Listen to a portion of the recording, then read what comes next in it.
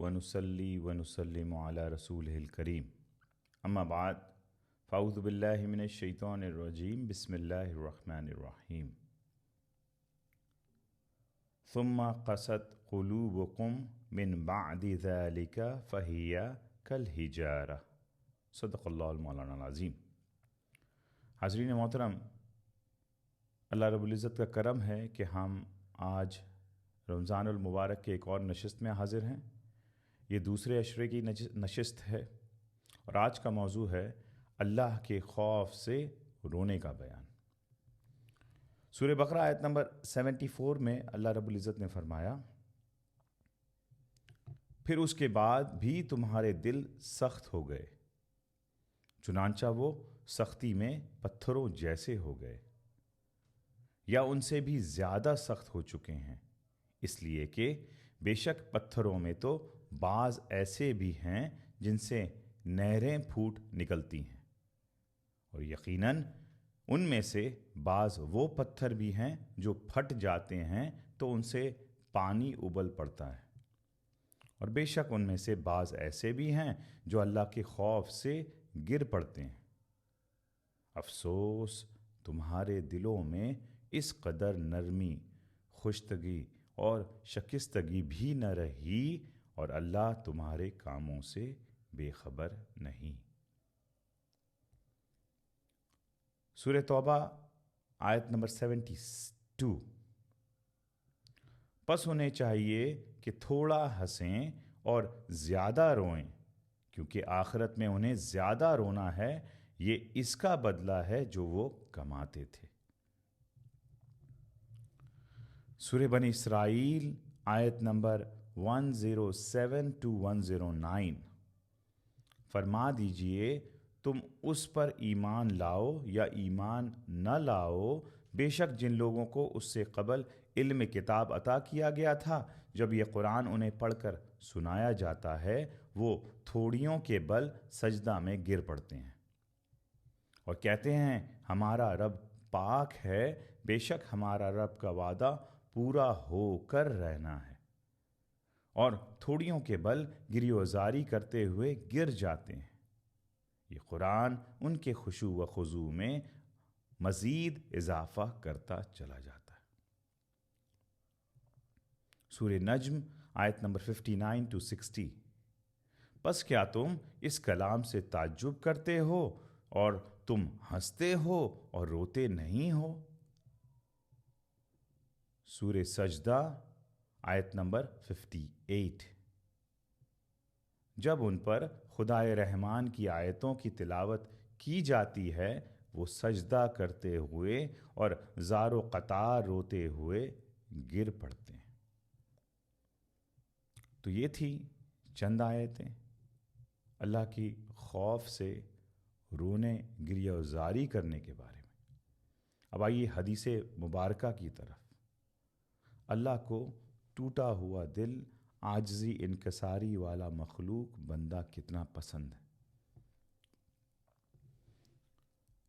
حضرت عبداللہ بن عمرو بن العاص رضی اللہ عنہما بیان کرتے ہیں کہ حضور نبی اکرم صلی اللہ علیہ وآلہ وسلم نے قرآن کریم میں حضرت ابراہیم علیہ السلام کے اس قول کی تلاوت فرمائی، اے میرے رب، ان بتوں نے تو بہت لوگوں کو گمراہ کر دیا ہے، جو شخص میرا پیروکار ہوگا وہ میرے راستے پر ہے، اور جس نے میری نافرمانی کی تو اس کو بخشنے والا مہربان ہے۔ اور وہ آیت پڑھی جس میں حضرت عیسیٰ علیہ السلام کا یہ قول ہے، اے اللہ، اگر تو ان کو عذاب دے تو یہ تیرے بندے ہیں، اور اگر تو ان کو بخش دے تو غالب اور حکمت والا ہے۔ پھر رسول اللہ صلی اللہ علیہ وآلہ وسلم نے اپنے دست مبارک بلند کیے اور فرمایا، اے اللہ، میری امت، میری امت۔ پھر آپ صلی اللہ علیہ وسلم پر گریہ طاری ہو گیا۔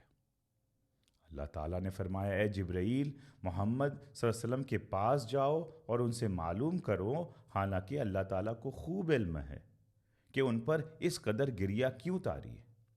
حضرت جبرائیل علیہ السلام رسول اللہ صلی اللہ علیہ وسلم کی خدمت میں حاضر ہوئے اور آپ صلی اللہ علیہ وسلم سے معلوم کر کے اللہ تعالیٰ کو خبر دی، حالانکہ اللہ تعالیٰ خوب جانتا ہے۔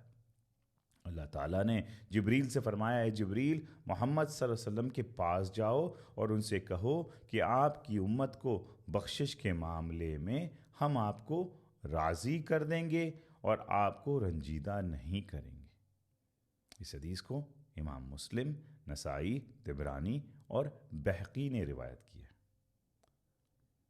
تو آقا علیہ السلام کی گریہ اور ساری کس کی وجہ سے؟ امتی ہم گناہ گاروں کی وجہ سے۔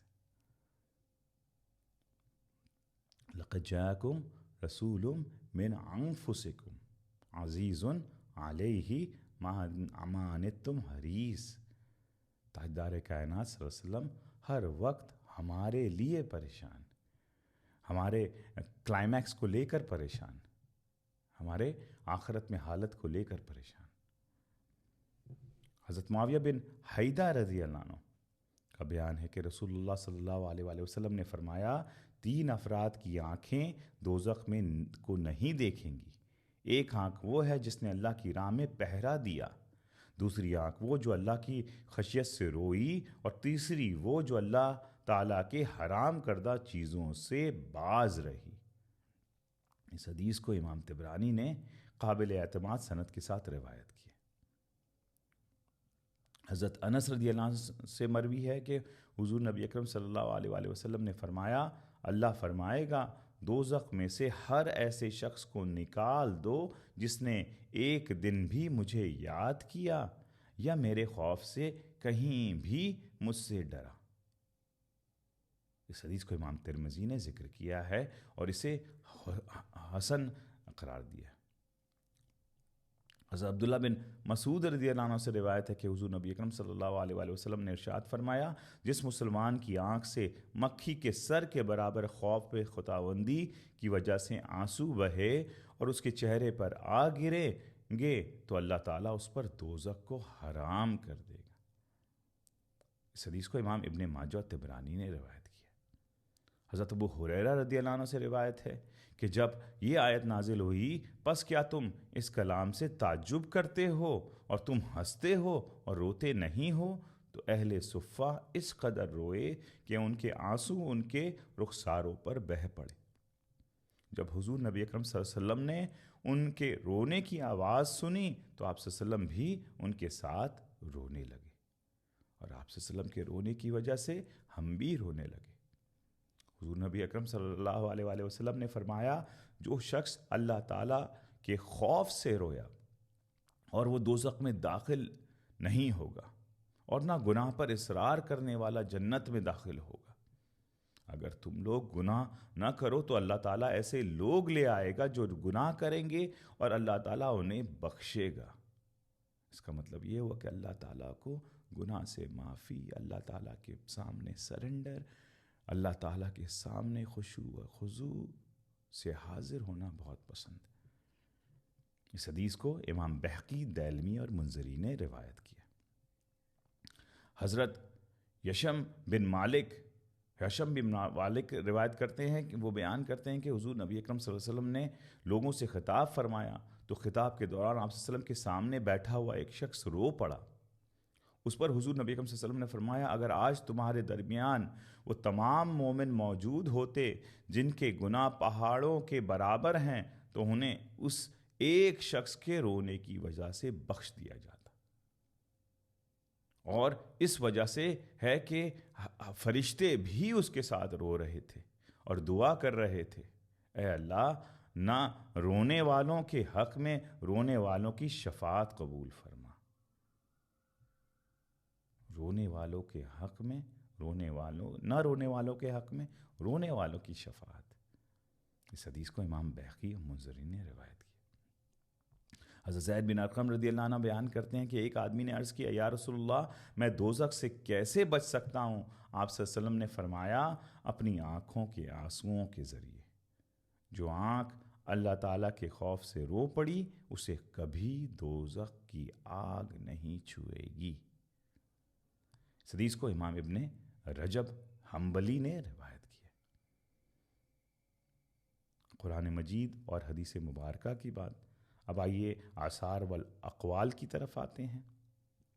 حضرت عمر بن خطاب رضی اللہ عنہ کسی آیت کی تلاوت فرماتے تو آپ کی ہچکی بند جاتی اور کئی دن آپ گھر میں پڑے رہتے۔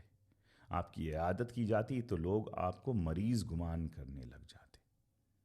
اسے امام احمد بن حنبل نے روایت کیا۔ مزید حضرت عمر بن خطاب رضی اللہ عنہ نے ایک آدمی کو نماز میں گردن کو ضرورت سے زیادہ جھکاتے ہوئے دیکھا تو فرمایا، اے گردن والے، اپنی گردن اٹھاؤ، خشوع گردنوں میں نہیں بلکہ دلوں میں ہوتی ہے۔ اسے ابن قیوم الجوزی نے مدارج السالکین میں روایت کی۔ حضرت علی ابن ابی طالب رضی اللہ عنہ رات بھر نماز ادا فرماتے، بہت تھوڑا سا سستاتے، اپنی ریش مبارک کو پکڑ لیتے اور بیمار شخص کی طرح لوٹ پوٹ ہوتے اور انتہائی غمگین آدمی کی طرح روتے حتیٰ کہ صبح ہو جاتی۔ اسے شورانی نے طبقات الکبریٰ میں بیان کیا۔ حضرت ابو درداء رضی اللہ عنہ نے فرمایا، اگر تم دیکھ لو جو کچھ تم موت کے بعد دیکھو گے تو تم کبھی بھی شہوت کے ساتھ نہ کھاؤ اور نہ ہی شہوت کے ساتھ پیو اور نہ ہی کسی ایسے گھر میں داخل ہو جس میں تم دھوپ سے بچ سکو، اور تم یقیناً مٹی کے لیے حریص ہو جاتے، اپنے سینوں کو مارتے اور اپنے آپ پر روتے۔ کاش میں ایک درخت ہوتا جسے کاٹ دیا جاتا اور پھر کھا لیا جاتا۔ حضرت ابن ابی کعب رضی اللہ عنہ نے فرمایا، تم پر شریعت اور سنت لازم ہے، پس اس دنیا میں بھی جو بھی شخص شریعت اور سنت پر رہتے ہوئے اللہ تعالیٰ کو یاد کرے اور اللہ تعالیٰ کے خوف سے اس کی آنکھوں سے آنسو جاری ہو جائیں تو اللہ تعالیٰ اسے کبھی بھی عذاب نہیں دے گا۔ حضرت ابو موسیٰ الاشعری رضی اللہ عنہ نے فرمایا، اے لوگوں، رویا کرو، پس اگر تمہیں رونا نہ آئے تو کم از کم رونے جیسی صورت ہی بنا لو، کیونکہ اہل دوزخ خون کے آنسو روئیں گے یہاں تک کہ وہ آنسو ختم ہو جائیں گی، پھر خون کے آنسو روئیں گے یہاں تک کہ اگر ان کے آنسو میں کشتیاں چھوڑ دی جائیں تو وہ چل پڑیں گی۔ حضرت سری سختی رحمۃ اللہ علیہ نے فرمایا، میں چاہتا ہوں کہ تم تمام لوگوں کا غم مجھ پر ڈال دیا جائے۔ اسے امام قشیری نے رسالہ میں بیان کیا۔ حضرت سفیان بن عینہ رحمۃ اللہ علیہ نے فرمایا، اگر کسی امت میں کوئی بھی غمزدہ روئے تو اللہ تعالیٰ اس کے رونے کی وجہ سے اس امت پر رحم فرماتا۔ حضرت عبداللہ بن عیسیٰ رحمۃ اللہ علیہ بیان کرتے ہیں کہ حضرت عمر رضی اللہ عنہ کے چہرے پر کثرت گریہ و بکا کی وجہ سے 2 سیاہ خط پڑ گئے تھے۔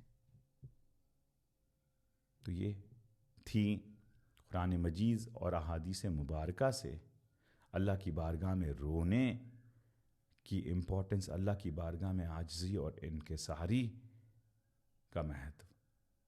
اللہ تعالیٰ کی بارگاہ میں دعا ہے کہ اللہ تعالیٰ ہمیں رونے والی آنکھ عطا فرمائے اور خشتگی والا دل عطا فرمائے اور عاجزی، انکساری اور حاضری میں رہنے کی توفیق عطا فرمائے۔ آمین بجاہ سید المرسلین۔